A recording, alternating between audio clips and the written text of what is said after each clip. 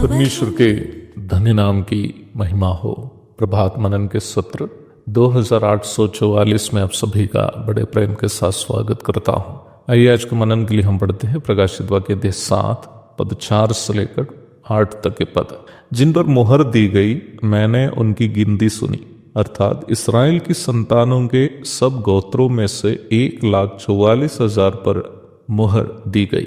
यहूदा के गोत्र में से 12,000 पर मुहर दी गई, रूबेन के गोत्र में से 12,000 पर, गाद के गोत्र में से 12,000 पर, आशेर के गोत्र में से 12,000 पर, नप्ताली के गोत्र में से 12,000 पर, मनशी के गोत्र में से 12,000 पर, शमोन के गोत्र में से 12,000 पर, लेवी के गोत्र में से 12,000 पर, इस्साकार के गोत्र में से 12,000 पर, जेबुलून के गोत्र में से 12,000 पर, यूसुफ के गोत्र में से 12,000 पर और बिन्यामीन के गोत्र में से 12,000 पर मुहर दी गई।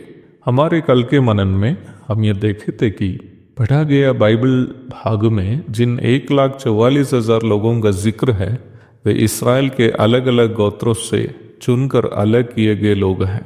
वास्तव में जैसे कल भी सूचित किया था, अध्याय 6 की अंतिम पद में पूछा गया प्रश्न कि अब कौन ठहर सकता है, जवाब इस भाग में दिया जा रहा है।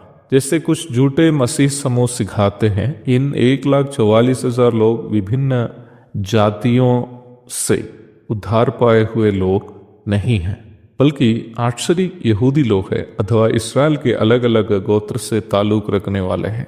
निम्न बात प्रारंभ में पढ़े गए बाइबल पदों में स्पष्ट भी है। महासंकट काल में इसराइल के विभिन्न गोत्रों से उद्धार पाए हुए हैं ये लोग। उनके माथे पर जो मुहर देखते हैं, पद 3, ये सूचित करता है कि ये परमेश्वर के लिए अलग किए हुए लोग हैं और वे महासंकट काल के अंत तक सुरक्षित रहेंगे। इसराइल के 12 गोत्र होते हैं। याकूब के 12 लड़कों से जो वंश निकले हैं, इन्हें इसराइल के 12 गोत्र के रूप में गिनते हैं, जिसमें यूसुफ के 2 लड़कों के नाम भी शामिल हैं। इसराइल के 12 गोत्र क्रमशः रूबेन, शमोन, लेवी, यहूदा, दान, नप्ताली, गाद, आशेर, इस्साकार, जबूलून। यूसुफ के 2 बच्चे एप्रैम और मनश्शे को आधा आधा गोत्र माने जाते हैं और बिन्यामीन आदि हैं। पर प्रारंभ में पढ़ी गई पदों में यदि आप ध्यान से देखें तो 2 गोत्र के नाम आप वहां नहीं देखेंगे, जो है एप्रैम और दान। यद्यपि हमारे पास इस बात की पूर्ण जानकारी नहीं है कि इन 2 गोत्रों के नाम क्यों छोड़ दिए गए हैं। कई बाइबल पंडितों का अनुमान यह है कि इसराइल में इन्हीं 2 गोत्र मूर्ति पूजा की और लोगों की अगुवाई की थी, इसलिए इनके नाम सूची में नहीं है।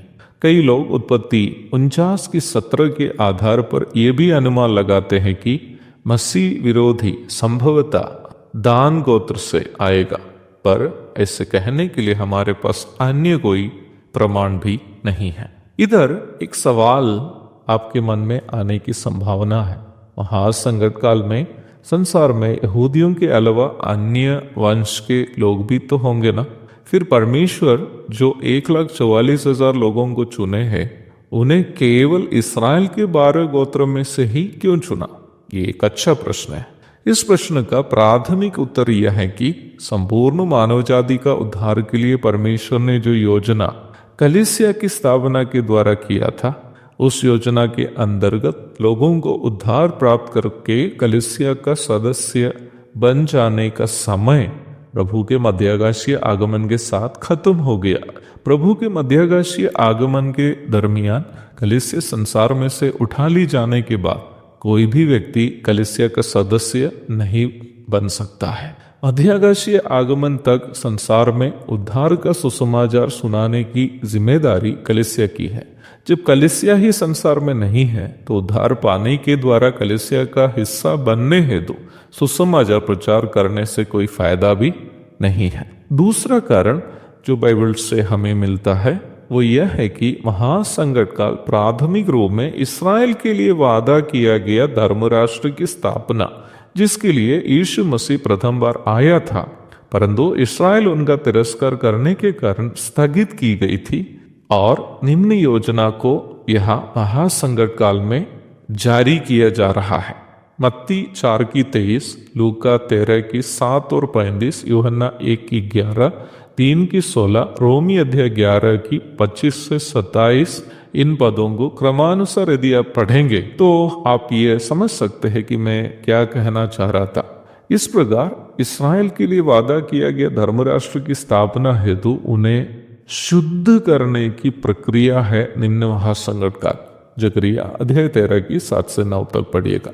इस महासंकट काल के दरमियान राज्य का सुसमाचार अथवा धर्मराष्ट्र की स्थापना का संदेश सुनाने के लिए परमेश्वर के द्वारा चुने जाने वाले राज्य का सुसमाचार के प्रचारक हैं ये 1,44,000 लोग, जिनके बारे में हम प्रारंभ में पढ़ी गई पदों में देखते हैं। तब आपके मन में एक और प्रश्न आ सकता है, क्या उन दिनों में गैर यहूदी समूह से कोई उद्धार नहीं पाएगा? इस प्रश्न का उत्तर प्रभु दया करे तो हमारे कल के मनन में हम चर्चा करेंगे। तब तक के लिए आपसे विदा हो जाता हूँ। प्रभु आप सबको आशीष दे। आमीन।